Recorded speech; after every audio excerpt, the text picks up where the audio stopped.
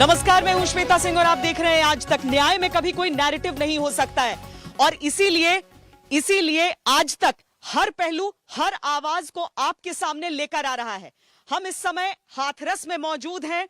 हाथरस में अलग अलग जो गांव हैं, वहां पर जाकर हम लोगों से उनकी राय जानना चाह रहे हैं, उनकी बात सुनना चाह रहे हैं, क्योंकि लोगों के मन में यह आक्रोश बहुत था कि क्या न्याय नहीं होना चाहिए, क्या जांच नहीं होनी चाहिए। पूरी सीबीआई की जांच अब जब कही जा रही है तो आप लोगों का भरोसा जग रहा है।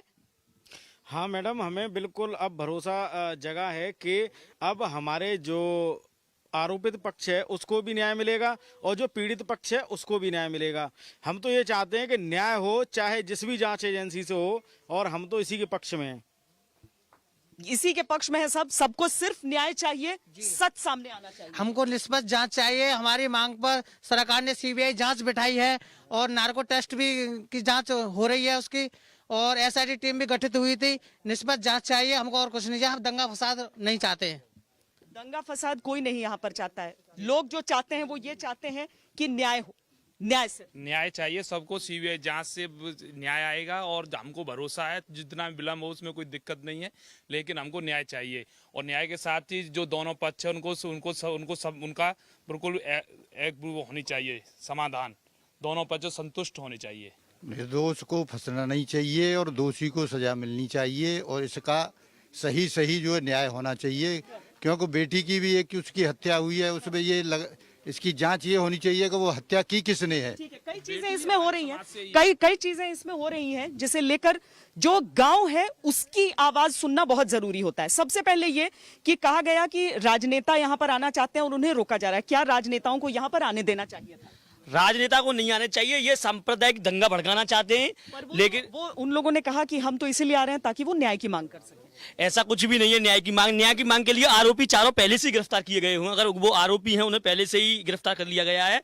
अगर अब ये है सीबीआई की जांच होनी है, एसआईटी की जांच ऑलरेडी हो चुकी है, अब सीबीआई की जांच होनी है। अब क्या डिसीजन आता है माननीय योगी आदित्यनाथ के नेतृत्व में, और एसआईटी का गठन हो गया है, अब सीबीआई की जांच चल रही है। अब तो हम तो बस इंतजार कर रहे हैं और दोषी कोई बचे नहीं और निर्दोष कोई फंसे नहीं। बस एक ही आवाज है इस गांव के लोगों को। लग रहा है आवाज सुनी जा रही है। हाँ जी, अब लग रहा है आवाज सुनी जा रही है, क्योंकि उससे पहले कि एक ही पक्ष का बयान लिया जा रहा था, लड़की के पक्ष का। यहाँ लड़कों के पक्ष का कोई सुन ही नहीं रहा था। लड़की के लिए न्याय तो चाहिए, ये सबसे बड़ी। हाँ, लड़की के लिए न्याय चाहिए, चाहे वो लड़की किसी की कोई भी हो, उसके लिए न्याय चाहिए।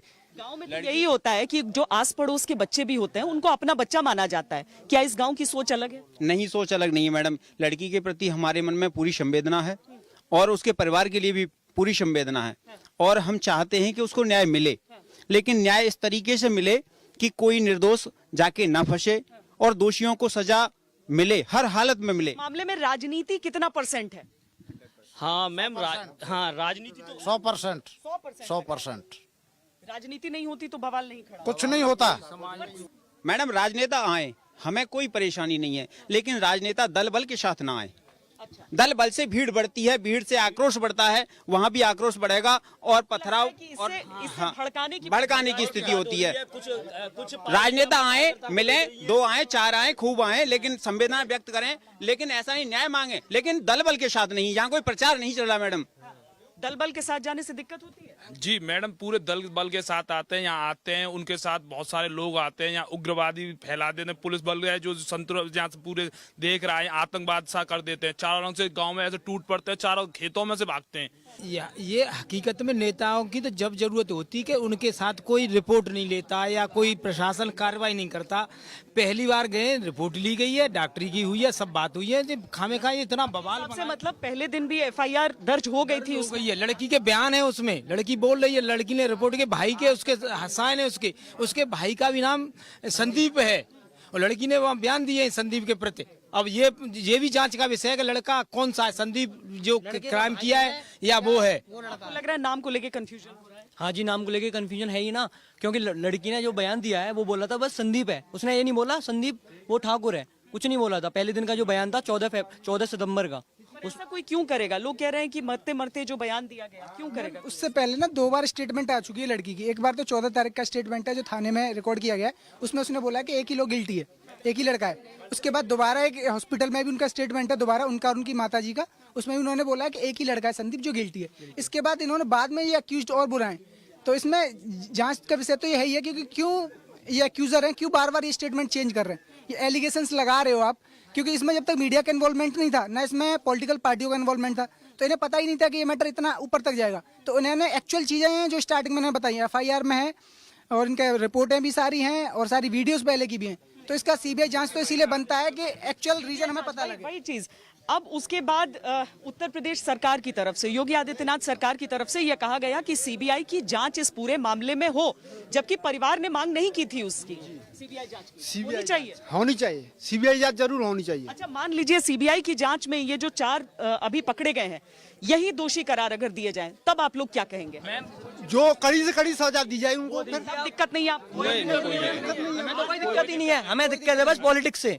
हमें इससे कोई दिक्कत नहीं है कौन दोषी है कौन नहीं है, हमें पॉलिटिक्स क्यों हो रही है। डेरेक ओब्रायन Politics नहीं होना सांसद यहाँ क्यों आ रहे हैं, वो कभी पहले आए कभी नहीं आए, वो यहाँ आ रहे हैं अपने अपने। का कोई भी मैटर नहीं हुआ इससे पहले। यहाँ पे हम भी यहाँ से 20-25 साल से आ रहे हैं। हमारे यहाँ पे बसपा की सरकार रही, सपा की सरकार रही, हमारा क्षेत्र हाथरस जिला में आज तक ऐसा दंगा कभी नहीं हुआ। आराम से हम सारी जाते मिलजुल के आराम से रहती हैं। ये पहली बार हुआ है ये दंगा, उन्होंने जो पार्टियां आई हैं उन्होंने इसे नया रूप दिया है। एक और मैम इसमें बात है, जैसे थोड़ा पता है, जो संदीप और जो रवि हैं, संदीप को जो मुख्य आरोपी माना गया है, संदीप के ना चाचा रवि है, संदीप के जो एक्चुअल में चाचा रवि हैं। क्या चाचा भतीजे मिलकर ऐसा काम कर सकते हैं कि चाचा भतीजे मिलकर ऐसा काम हुआ है? ऐसा भी इसमें वो पाया गया है और 2 लड़कों का नाम भी लिखवा दिया गया है अलग से।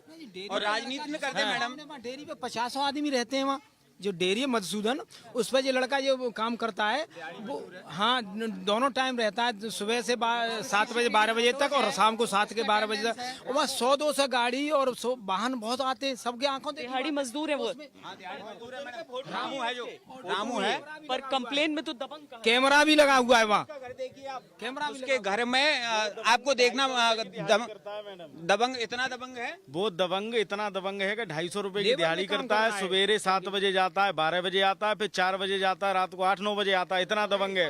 उसके दबंग के तो इतने डेयरी पे काम करने वाला कोई है यहाँ पे इस समय? अनाज सही से, वो इतना बड़ा दबंग है कि उसके घर में खाने के लिए अनाज नहीं है, इतना बड़ा दबंग है। चीज मैं जानना चाहती हूँ कि इस घटना को अब कितने 15 दिन हो गए हैं, 15 दिन से ज्यादा हो गई। आप लोग नहीं, एक सेकंड, आप लोगों ने अपनी आवाज उठानी किस दिन से शुरू की है? क्योंकि शुरू में तो जैसा वो बता रहे हैं किसी ने विरोध नहीं किया था जब अरेस्ट हुआ था। 15 दिन कोई बात नहीं हुई है किसी तरह की। 14 तारीख की घटना है ये, और रिपोर्ट हुई है, मेडिकल हुआ है, सब कुछ हो रहा है, कोई प्रॉब्लम। हम लोग को ऐसा कुछ भी करने के मूड में नहीं थे। जो वो हुआ था, अगर उसको मारा था तो उसकी रिपोर्ट हुई थी, ये हुई थी, लेकिन इन लोगों ने उसे इतना बड़ा इशू बना दिया और 3 लड़कों को जो बिना एलिगेशन के, उनको एलिगेशन लगा के उन्हें फंसा दिया गया। अगर मैडम दंगा फैलाने की साजिश न होती तो TMC सांसदों को आज तक यहाँ हमने देखा ही नहीं। TMC नाम की कोई पार्टी है यहाँ, बच्चे जानते तक नहीं, कोई वजूद नहीं, कोई वोट बैंक नहीं। वो TMC पार्टी वहां से आती है संवेदना व्यक्त करने के लिए, उसकी कोई संवेदना का चारा नहीं है मैडम। केवल और केवल राजनीति उल्लूशुदा करना, दंगा फैलाना है यहाँ पर, जाति के नाम पर, संप्रदाय के नाम पर दंगा फैलाना है। और सुनिए, साजिश लग रही है। बस साजिश है मैम, बस ये एक और है अभी जो नई पार्टी के, आज हमारी जो भीम पार्टी के अध्यक्ष हैं, इनका नाम क्या है, चंद्रशेखर आजाद, वो तो सीधा गाली देते हैं ठाकुरों को कि तिलक तराजू और तलवार इनको मारो जूते 4। उनका इतना अभद्र व्यवहार है कि जिसको देखा नहीं जा सकता। केवल इसमें कुछ भी नहीं है, इसमें धर्म और जाति को लेकर यूपी में एक सांप्रदायिक दंगा हो जाए, क्योंकि योगी आदित्यनाथ के नेतृत्व में कोई भी दंगा नहीं हुआ है। बस यही चाहते हैं लोग कि यहाँ यूपी में जातिगत दंगा को भड़काकर और किसी तरह से यहाँ पर पार्टी अपनी वो अपनाई जाए। शासन ने कमी क्या रख दी? 24 घंटे के अंतर्गत इंस्पेक्टर को बदला गया और SP को भी दबाव में किया गया, सब लोग प्रशासन ने। कमी क्या रह गई लड़की के पक्ष से? आप बताएं कि उसमें क्या कमी, किन नेताओं के आने की क्या जरूरत थी? मैडम, अगर हम अपन, जैसे आज ये हल्ला हो रहा है कि ये लोग आरोपी पक्ष के साथ खड़े हैं। अगर आरोपी पक्ष के साथ हम खड़े होते तो 18 दिन बाद खड़े होते, नहीं होते। जिस दिन वो पहले दिन चारों अभियुक्त पकड़े गए हम तो उसी दिन खड़े हो जाते। अगर हमें ऐसा न समझा जाए कि हम किसी आरोपी के पक्ष में खड़े हैं, हम किसी आरोपी के पक्ष में खड़े हैं न किसी पार्टी के पक्ष में खड़े हैं। हम हर एक उस पार्टी का विरोध कर रहे हैं जो इसमें राजनीति कर रहा है। हमें सिर्फ न्याय चाहिए उस बेटी के लिए। जिसने भी उसके साथ ये कुकृत्य किया है उसको सजा मिलनी चाहिए, बस हम यही चाहते हैं। हमारी समाज में प्रदूषणता नहीं फैलाई जाए, जात पात का इस तरह हमारी समाज मिलकर रहे। बिल पे सब कह रहे हैं कि अगर जान गई है तो पता तो चलना चाहिए कि किसने किया, लेकिन असली गुनहगार सामने आना चाहिए। यही मांग है यहाँ की, और सबको उम्मीद है कि सीबीआई जांच से और आगे की जो जांच होने वाली है, जिन भी चाहे एसआईटी की जांच चल रही हो, उन सब से सच्चाई सामने आएगी। न्याय व्यवस्था पर पूरा विश्वास करते हुए मांग यही कर रहे हैं कि दोषी कोई नहीं फंसे और जो दोषी जो है वो फंस जाए, वो सामने आए, निर्दोष कोई नहीं फंसे।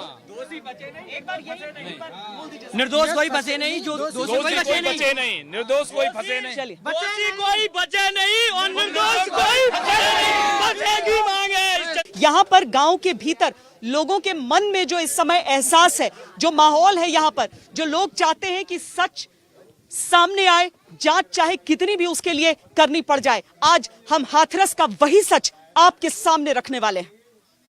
दलित और हिंदू का इसको मुद्दा बनाया जा रहा है। हम दलित हैं तो हमें हिंदू का दर्जा नहीं, हमें है कौन आखिर हम? जैसे उनका काम होता है उन्होंने वैसे नहीं किया।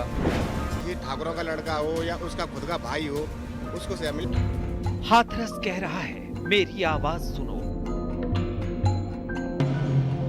हाथरस कह रहा है, मेरी सच्चाई। आज हाथरस आपको बताएगा कि उसका सच क्या है। उसकी एक बेटी के साथ ज्यादती और निर्मम मौत की सारी सच्चाई आज एक घंटे। आज समूचा देश ये जानना चाहता है कि आखिर हाथरस कांड का सच क्या है। इस कड़ी में पहला सच ये जानना चाहता है कि हाथरस की पीड़िता का शव रात के अंधेरे में क्यों जलाया गया। इस सवाल का जवाब पीड़िता का परिवार मांग रहा था, लेकिन ये सवाल धीरे धीरे सुप्रीम कोर्ट तक पहुंच गया और वहां सुप्रीम कोर्ट को यूपी सरकार को हलफनामा देकर बताना पड़ा कि रात के अंधेरे में एक पीड़िता का शव क्यों जलाना पड़ा। पीड़िता का परिवार तो 29 सितंबर की रात से ही प्रशासन के फैसले पर सवाल उठा रहा है। हमारी बहन बिना परमिशन के अंतिम संस्कार कर दिया इन लोगों ने, और ऐसा क्या था इन्होंने को जो जबरदस्ती जबरन ही कर दिया हमारे साथ। क्या छुपा रहे थे? नहीं, ये अब ये इनको पता होगी क्या छुपा रहे हैं ये लोग, और इतनी जल्दी क्यों मचाई इन लोगों ने कि हम लोगों को भी नहीं शामिल कर रहे। हाथरस कांड में दूसरा सच ये जानना है कि इंसाफ की मांग पर क्या दंगे वाली साजिश रची जा रही है। जिस देश में बेटियों को देवी का अंश बताया जाता है, वहां किसी बेटी के साथ बलात्कार और बर्बर तरीके से हत्या की घटना से आक्रोश बारूदी बन जाता है। इस विरोध प्रदर्शन की आड़ में क्या उत्तर प्रदेश को दंगे से झुलसाने की साजिश रची जा रही थी? इस सवाल का पूरा सच आपके सामने आएगा। इसे विकास अच्छा नहीं लग रहा है। वे लोग देश में भी और प्रदेश में भी दंगा, जातीय दंगा भड़काना चाहते हैं, सांप्रदायिक दंगा भड़काना चाहते हैं। हाथरस कांड में तीसरा सच ये जानना चाहता है कि पीड़िता से बलात्कार हुआ या नहीं। पीड़िता के परिवार का आरोप है कि बलात्कार हुआ, लेकिन अलीगढ़ से लेकर सफदरजंग अस्पताल तक की मेडिकल रिपोर्ट यही कह रही है कि पीड़िता से बलात्कार नहीं हुआ। उस दिन जिस दिन आपकी चोट लगी है, तो सवाल है कि मृत्यु शैया से दिया हुआ पीड़िता का ये बयान किस तरफ इशारा करता है। जिस दिन आपकी चोट लगी है उस दिन रेप हुआ है। अच्छा, दोनों ने किया था, कोई और भी था? वो दोनों तो, और बाकी सब भाग गए थे। अच्छा, बाकी सब भाग गए थे। हाथरस कांड में चौथा सच ये जानना है कि इंसाफ कैसे मिलेगा। पीड़िता का परिवार इंसाफ मांग रहा है, जो आरोपी हैं वो भी इंसाफ मांग रहे हैं, लेकिन पीड़िता के परिवार को न यूपी पुलिस की एसआईटी पर भरोसा है, न सीबीआई जांच पर। तो सवाल है कि क्या सुप्रीम कोर्ट की निगरानी में सीबीआई जांच से इंसाफ मिलेगा? सीबीआई की जांच भी अच्छी है मैम, मगर हम जो चाह रहे थे कि सुप्रीम कोर्ट के जज के द्वारा हो तो अच्छा। हाथरस कांड में पांचवा सच ये जानना है कि पीड़िता के गांव का माहौल क्या है। पीड़िता के गांव में एक तरफ डर का माहौल है तो दूसरी तरफ दोनों पक्ष एक दूसरे के साथ सहयोग की बात भी कर रहे हैं। आखिर डर और सहयोग के बीच पीड़िता के गांव के लोग क्या सोचते हैं? लड़की के साथ जो हुआ है उसको न्याय मिलना चाहिए। अब दलित की हो या ठाकुरी हो, बेटी बेटी है। हम वाल्मीकि समाज है, हमें अपना इंसाफ चाहिए। हमारी बेटी के साथ जो हुआ है हमें इंसाफ चाहिए। सबके साथ होता है वो हमारे भी साथ होना चाहिए इंसाफ।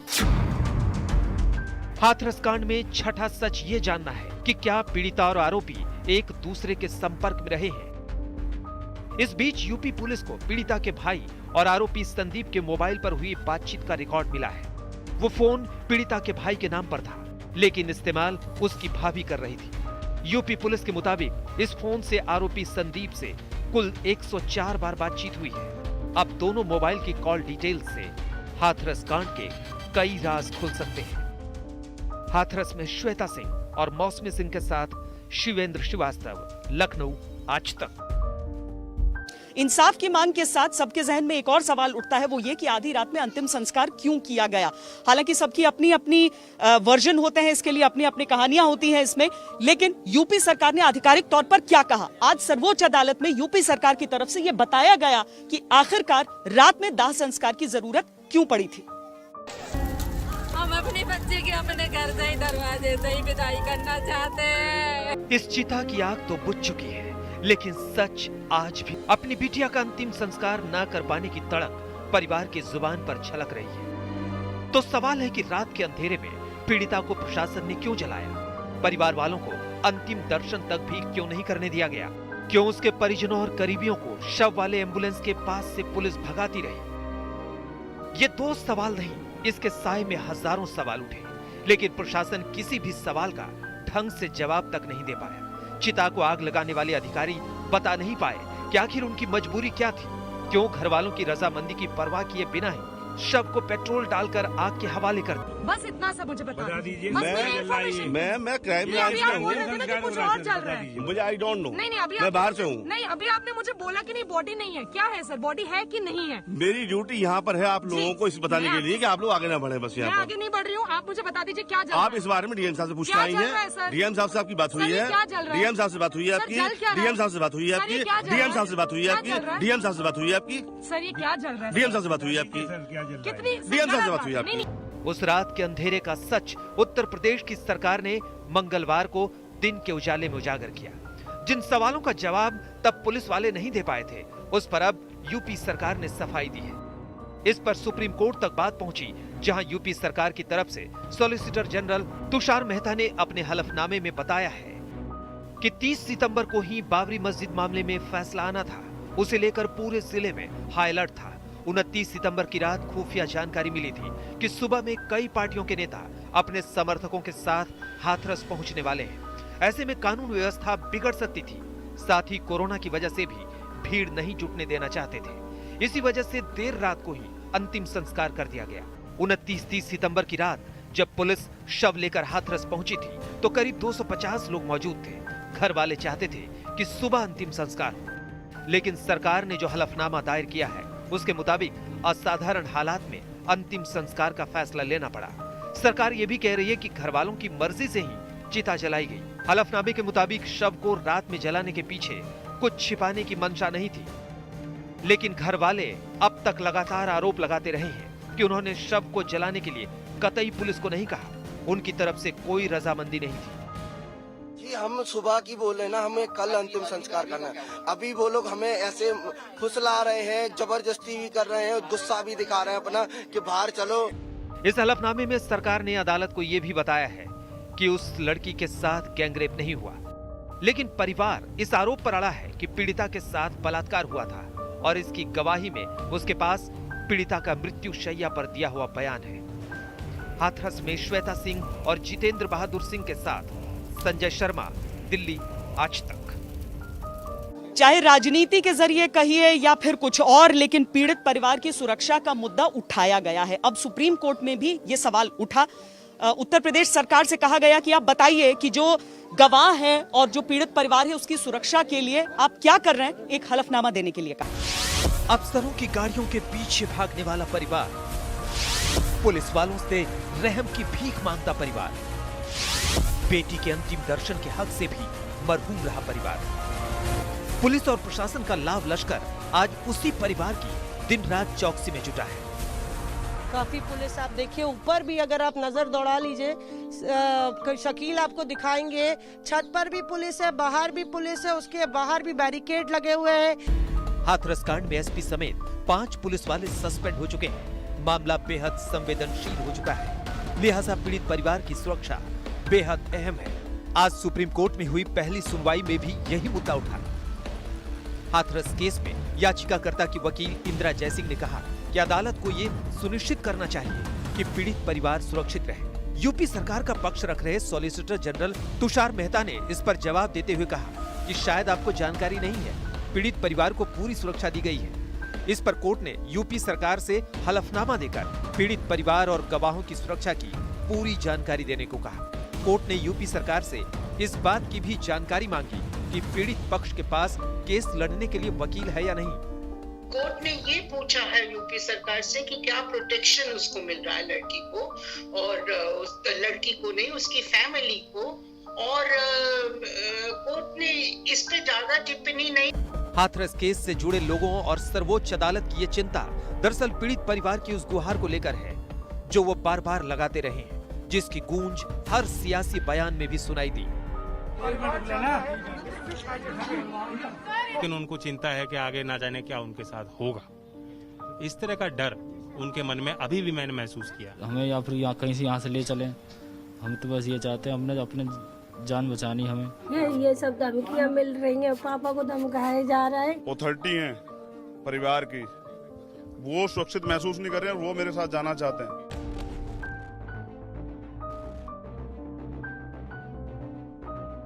लेकिन बीते चंद रोज में हालात बदले हैं। आधी रात को जबरन लाश जलाने वाली पुलिस और प्रशासन भी अचानक से परिवार की सुरक्षा को लेकर फिक्रमंद हो गया है। घर के अंदर बाहर, आंगन और छत पर हर जगह पुलिस का पहरा है। पीड़ित परिवार की सुरक्षा के सभी जो है इंतजाम पुलिस द्वारा किए जा रहे हैं और उनके घर की सुरक्षार्थ 1.5 सेक्शन पीएसी परमानेंटली वहां पे कैंप कर रही है। इंसाफ की जंग तो अभी शुरू भी नहीं हुई। कानूनी दांव-पेचों से लड़ी जाने वाली ये लड़ाई लंबी चलेगी, ये तय है। हाथरस की बेटी को इंसाफ मिलना तो अभी आगे की बात है। मौजूदा जंग तो इस बात की है, इंसाफ की गुहार करने वाला परिवार ये लंबी लड़ाई लड़ने के लिए सही सलामत रहे। सवालों के नाग तो अभी भी फन ताने खड़े हैं जो अपना जवाब चाहते हैं। फिलहाल उत्तर प्रदेश सरकार के लिए बड़ी चुनौती यह है कि 3 यक्ष प्रश्नों को कैसे समेटे और कैसे बताए। कैमरामैन संजय चौधरी के साथ संजय शर्मा, दिल्ली आज। हाथरस मामले में साजिश की थ्योरी आई है। यहाँ पर पीएफआई की ओर इशारा हुआ है, 4 लोगों की गिरफ्तारी भी हो गई है। अब फंडिंग की भी जांच होगी। ईडी इस मामले की जांच कर रहा है। हाथरस की एक बेटी की इंसाफ की आवाज में साजिश का सवाल भी जुड़ गया। योगी सरकार ने सोमवार सुबह दंगा भड़काने की साजिश का खुलासा किया और शाम होते होते इनसे जुड़े 4 आरोपी गिरफ्तार भी कर लिए गए। यूपी पुलिस ने मथुरा के टोल प्लाजा से 4 मास्टरमाइंड की गिरफ्तारी का दावा किया। यूपी पुलिस का दावा है कि ये चारों हाथरस की ओर जा रहे थे। पुलिस के मुताबिक चारों का संबंध पॉपुलर फ्रंट ऑफ इंडिया यानी पीएफआई और उसके सहयोगी संगठन कैंपस फ्रंट ऑफ इंडिया यानी सीएफआई से है।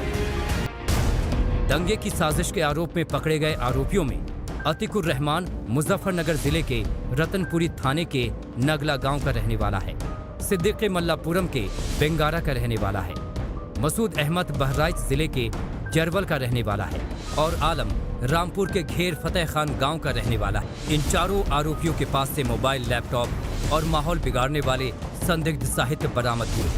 अदालत ने इनको 14 दिन के लिए जेल में भेज दिया है। न सिर्फ आपत्तिजनक सामग्री, न सिर्फ पोस्टर, बल्कि एक बड़ी फंडिंग की तैयारी थी और हाथरस में जस्टिस के नाम पर पैसे उगाही की भी कोशिश चल रही थी। कुल मिलाकर हाथरस के पीछे एक बड़े मूवमेंट को खड़ा करने की तैयारी चल रही थी, जैसे एंटी-सीएए प्रोटेस्ट के दौरान हुआ था। पहले ही यूपी पुलिस ने ये साफ कर दिया है कि हाथरस कांड के साए में दंगा फैलाने की साजिश रची जा रही थी।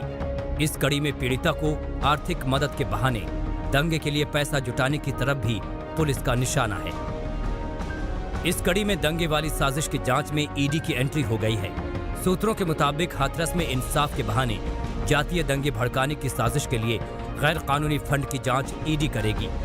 ईडी जल्द ही इस मामले में मनी लॉन्ड्रिंग का केस दायर कर सकती है। सरकार ने दावा किया है कि हाथरस तो महज एक बहाना था, बल्कि उसका असली मकसद हाथरस के नाम पर दंगा फैलाना था। और बाकायदा सुरक्षा एजेंसियों ने इस बारे में जब तहकीकात की तो कई अहम चीजें हाथ लगी हैं। 4 लोग गिरफ्तार किए गए हैं। सीएए जैसे माहौल से याद आया कि पहले ही मुख्यमंत्री योगी आदित्यनाथ कह चुके हैं कि ये सब कुछ उत्तर प्रदेश के माहौल को बिगाड़ने के लिए हो रहा है। मुख्यमंत्री योगी आदित्यनाथ ने 2 दिन में 2 बार अपने इस दावे को दोहराया कि अगर साजिश कामयाब हो जाती तो यूपी जल उठता। देश में भी और प्रदेश में भी दंगा, जातीय दंगा भड़काना चाहते हैं, सांप्रदायिक दंगा भड़काना चाहते हैं। इस दंगे की आड़ में विकास रुकेगा, इस दंगे की आड़ में उनकी रोटियां सेकने के लिए उनको अवसर मिलेगा, इसलिए वे नित नए षड्यंत्र करते रहते हैं। कैसे कोई समाज विरोधी तत्व, कैसे कोई राष्ट्रद्रोही तत्व इन सब चीजों को स्वीकार कर सकता है? क्योंकि उन्हें तो जर्जर यूपी चाहिए था, दंगाग्रस्त यूपी चाहिए था, अराजक यूपी चाहिए था। अब उनकी मनसाएं पूरी नहीं हो रही तो षड्यंत्र रचने में लगे हैं। जस्टिस फॉर हाथरस के नाम से बनी वेबसाइट का कच्चा चिट्ठा सामने आ गया है। हिंसा की साजिश के पीछे जिनका दिमाग था, उन्होंने वेबसाइट पर यहां तक जिक्र किया था कि जहां दंगा करना हो उस जगह की पहचान करें, जरूरत पड़ने पर छिपने की जगह को भी पहचानें, पुलिस की बर्बरता का वीडियो बनाएं, N95 मास्क का इस्तेमाल करें, सोशल मीडिया पर अपनी रिकॉर्डिंग नहीं डालें, अपने लोकेशन का जिक्र कहीं नहीं करें, कोई डिजिटल सबूत ना छोड़ें, आंसू गैस से बचने में एक दूसरे की मदद करें, कॉन्टैक्ट लेंस न लगे, केमिकल से खतरा हो सकता है, ज्वेलरी टाई न पहने, आसानी से पकड़ में आ सकते हैं। वेबसाइट के जरिए हिंसा की साजिश का खुलासा हुआ तो सुरक्षा एजेंसियां तुरंत एक्शन में आ गई, शिकंजा कसना शुरू हो गया। हाथरस कांड में इंसाफ के नाम पर साजिश के जो सबूत मिले हैं उनको 3 हिस्सों में बांट सकते हैं। पहला सबूत है जस्टिस फॉर हाथरस नाम की वेबसाइट। दूसरा सबूत है कि वेबसाइट में फर्जी आईडी से हजारों लोगों को जोड़ा जाना। और तीसरा सबूत है वेबसाइट पर दंगा कराने और बचने के तरीके की बात। लेकिन सरकार की इन साजिशों वाली थियरी को विपक्ष हवा में उड़ा रहा है। फौरी घटना को संज्ञान में लेकर अभियुक्तों की गिरफ्तारी करनी चाहिए। वहां सरकार इस तरह के दलील देकर बचना चाहती है और सरकार दूसरे तरफ इसको मोड़ने का प्रयास कर रही है। अपनी नाकामी को छुपाने के लिए सरकार इस तरह के चक्रव्यूह रचने का काम कर रही है। हमारा एक सवाल है कि आखिर उस गांव को क्यों सील किया गया? रात में बेटी की डेड बॉडी क्यों जलाई गई?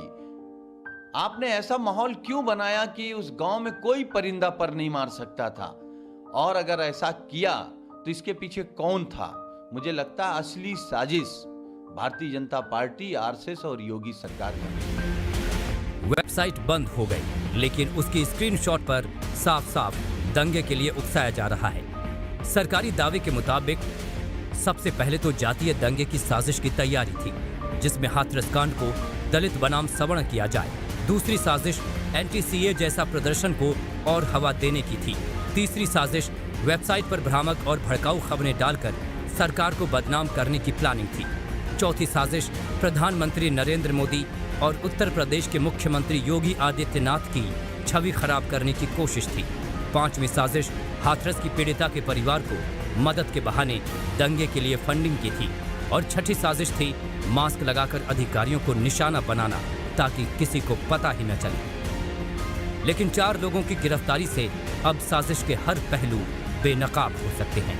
कुमार अभिषेक, लखनऊ, आज। हाथरस का जो मामला है उसमें हाईकोर्ट की सुनवाई अभी बाकी है, सुप्रीम कोर्ट तक मामला पहुंच चुका है, एसआईटी की इन्वेस्टिगेशन जारी है, सीबीआई जांच की बात हो चुकी है और इसके साथ ही अब किसी जज की निरीक्षण में सीबीआई की जांच की बात भी चल रही है। यानी कुछ भी हो जाए, इन्वेस्टिगेशन हर स्तर पर होगा और इस मामले की जांच पूरी तरह से पूरी स्पष्टता और निष्पक्षता के साथ करने का प्रयास जारी है। हाथरस कांड की जांच सीबीआई करेगी या कोर्ट की निगरानी में सीबीआई जांच होगी या फिर एसआईटी ही कर देगी दूध का दूध पानी का पानी। जितने सवाल हाथरस कांड पर हैं, उतने ही सवाल इस पर भी है कि इंसाफ का रास्ता क्या होगा। हाथरस का पुलिस प्रशासन पीड़ितों का भरोसा खो चुका है। उन्हें अब सरकार के दावों और वादों पर भी पूरा यकीन नहीं है। तो दूसरी तरफ सरकार कह रही है कि हाथरस का सच हर हाल में सामने आएगा। पीड़ित परिवार न्यायिक जांच चाहता है। सरकार ने सीबीआई जांच की सिफारिश कर दी है। सुप्रीम कोर्ट में याचिका दी गई है कि केस यूपी से बाहर ट्रांसफर किया जाए। उधर पीड़ितों के नार्को टेस्ट की भी बात है। सीबीआई इस पूरे केस की अब जांच करेगी। क्या आप लोग इस बात से खुश हैं कि नहीं? जी नहीं, हम तो पहले से कह रहे हैं कि हमें जो भी फास्ट ट्रैक मिलेगी सुप्रीम कोर्ट से, जो जज जो आदेश जो न्याय करेगा वो हम जो उसी बोल रहे हैं सर। ये जो हाई कोर्ट से जो होगा, जो सुप्रीम कोर्ट से, उससे हम मंजूर हैं। ट्रायल की बात लेकर के है कि आप ट्रायल वहाँ क्यों नहीं चला सकते हो। हमारे पिटिशनर्स का अप्रोच है कि जिस डेड बॉडी को पुलिस ने छीन करके जला दिया, पेट्रोल डाल करके जला दिया, वहाँ पर वो पुलिस जो है कैसे ट्रायल को फेयर चलने देगी। सीबीआई और न्यायिक जांच की बहस के बीच पहले से गठित एसआईटी अपने काम में तेजी से जुटी है और जांच के दौरान कुछ नए तथ्य ढूंढ लाई है। केस के लिहाज से बेहद अहम ये जानकारियां मोबाइल फोन रिकॉर्ड से निकली है। पता चला है कि पीड़िता के भाई का मोबाइल फोन उसकी पत्नी यानी पीड़िता की भाभी इस्तेमाल करती थी। इस नंबर से आरोपी संदीप के नंबर पर लगातार बातें हुई। बातचीत का सिलसिला 13 अक्टूबर 2019 से 20 मार्च 2020 तक चला। यूपी पुलिस के मुताबिक पीड़िता के भाई के मोबाइल से आरोपी संदीप के मोबाइल पर 62 बार कॉल गई और संदीप के मोबाइल से पीड़िता के भाई के नंबर पर 42 बार कॉल आई। यानी दोनों फोन के बीच कुल 104 बार बातचीत हुई। आरोपियों के बचाव के लिए क्षत्रिय महासभा ने निर्भया केस के वकील रह चुके एपी सिंह को वकील बनाया है। एपी सिंह ने केस डायरी संभालते ही मामले पर एक नई थ्योरी दी है। उनका दावा है कि पीड़िता का हत्या आरोपियों ने नहीं बल्कि उसके भाई ने की है। जब मां का बयान आया, मां साथ थी, विक्टिम के पीड़िता के साथ थी, उसका भाई भी, लड़का भी जो था संदीप, वो था, उसकी साथ मारपीट हुई, बहन और भाई की मारपीट हुई। इसलिए हुई क्योंकि उसे उनके अफेयर के बारे में पता चला। सारे आरोप, दावे और थ्योरी अपनी जगह है। जांच के बाद कोर्ट में सबूतों की कसौटी पर कसे जाने के बाद ही उनकी सच्चाई तय हो पाएगी। जांच की प्रक्रिया क्या होगी ये कोर्ट को तय करना है, लेकिन कोर्ट कुछ तय करे उससे पहले एसआईटी की जांच अंतिम दौर में पहुंच चुकी है। माना जा रहा है कि जांच रिपोर्ट जल्द सीएम योगी आदित्यनाथ को सौंपी जा सकती है। हाथरस से श्वेता सिंह, मौसमी सिंह और दिल्ली से पूनम शर्मा और संजय शर्मा के साथ आज तक ब्यूरो। हाथरस मामले में दबे पांव कैसे घुसाई सियासत, दिखाएंगे इस ब्रेक के बाद। देखते रहिए आज तक।